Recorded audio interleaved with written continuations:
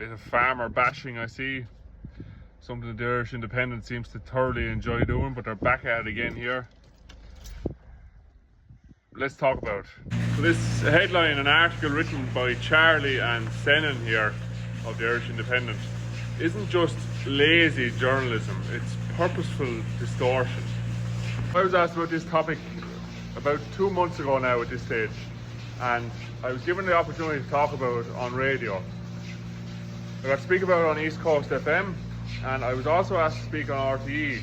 Now RTE ended up not putting me on the radio, which says everything that needs to be said about RTE. I think we all understand what's going on with RTE and their agricultural agenda. I'm standing in my milking parlour here. Behind me are cows and milk. Now, it's important to acknowledge first that yes, the price of food is gone extremely hard to manage. It's a huge bill for everyone every week. If you've got a big family, it's a massive outlay every week. Anyone who buys food or has to buy food, I have to buy food. I understand that when you go to the shop, the weekly shop is very, very expensive. But who's getting the majority of that money? Let's look at milk, because I'm standing in a milking parlour first, but we'll look at everything else as well.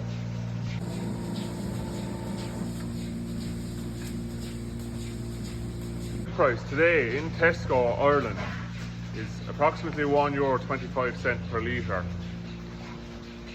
What are we getting paid per litre for that down there today? And I got a text message today announcing the price.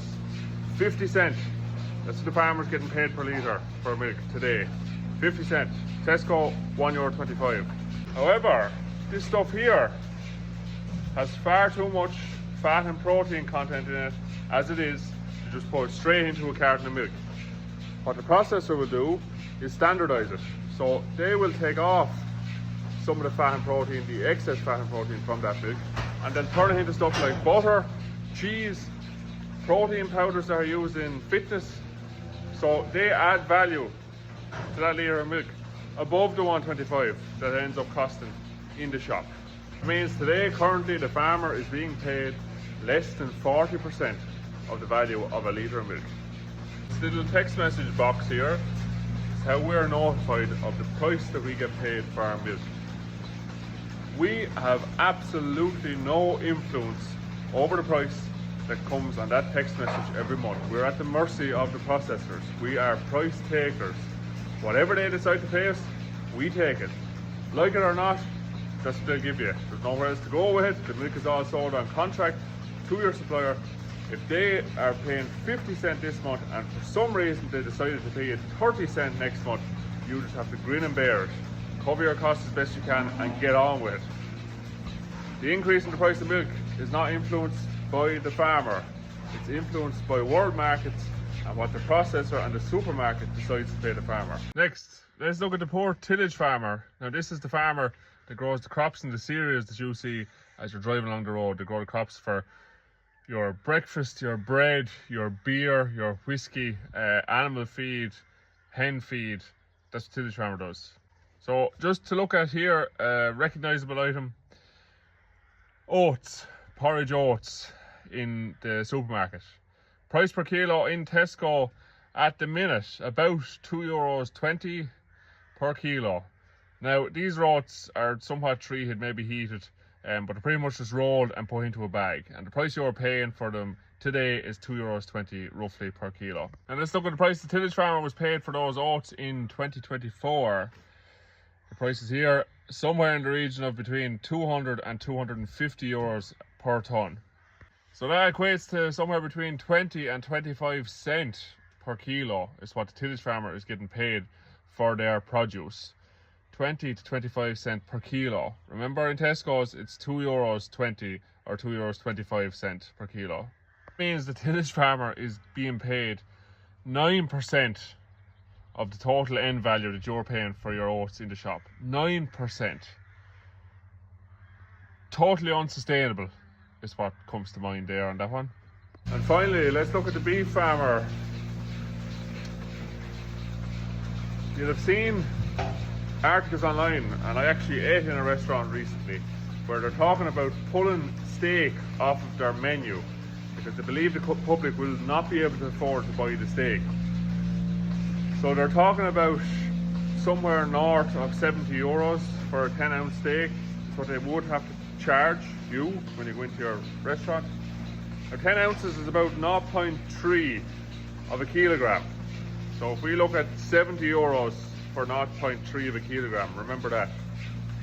The quote last week from meat processors per kilo for the beef farmer on average was €7.50 per kilogram, €7.50.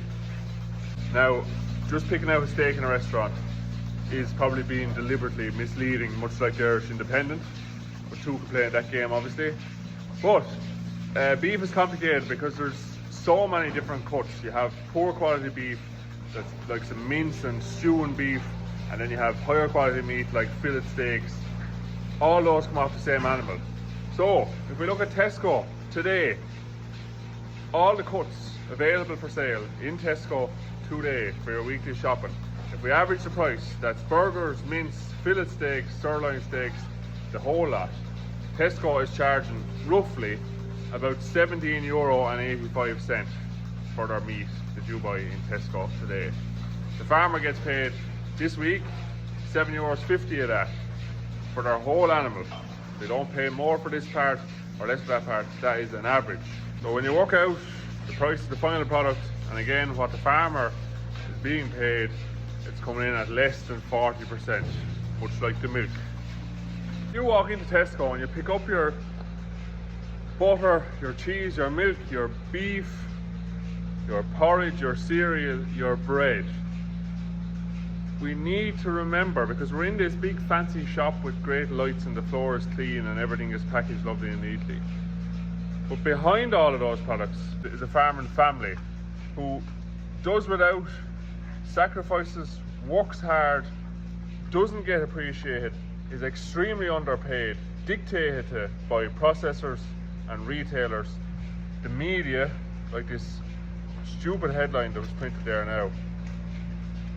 To produce a litre of milk, it involves producing an animal which has to be fed a product which is grown on a farm, be that by a tillage farmer or by the dairy farmer, passed through that animal to supply energy to the animal in return gives you a litre of milk. The amount of effort and cost that goes into putting the stuff through the animal, looking after the animal to the highest standard of animal welfare anywhere in the world, producing it as carbon efficiently as anywhere in the world, producing it under the most regulations as you'll find anywhere in the world, and then for some reason it's okay for the farmer, the farming family, to only get 40% if you're a dairy farmer, 40% if you're a beef farmer, or if you're a poor tillage farmer, less than 10% of that end price that's being got. The system is broken, thoroughly broken. It's important for people to realise also that these headlines aren't just misleading, they're purposefully misleading. The aim here is to drive a wedge between the public and the farmer by implying that the reason food has gone so expensive is because the farmers are being paid so much. This is a tactic in order to create resentment between the general public and the people involved in agriculture.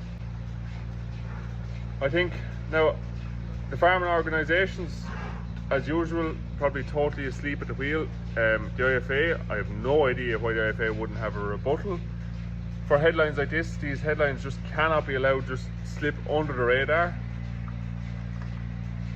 And you can't say that these headlines aren't important and that they don't have an impact, because the general public will read a headline like this. They'll possibly come out of Tesco after spending more money than they wanted to, sit into their car, open their phone, go on the internet, and this headline will pop up. This is where the resentment comes in. The facts are there.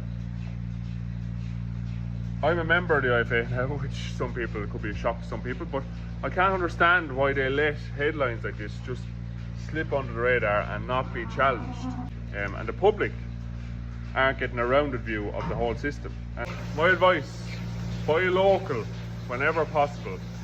Buy Irish no matter what. And please hate the farmers a little bit less.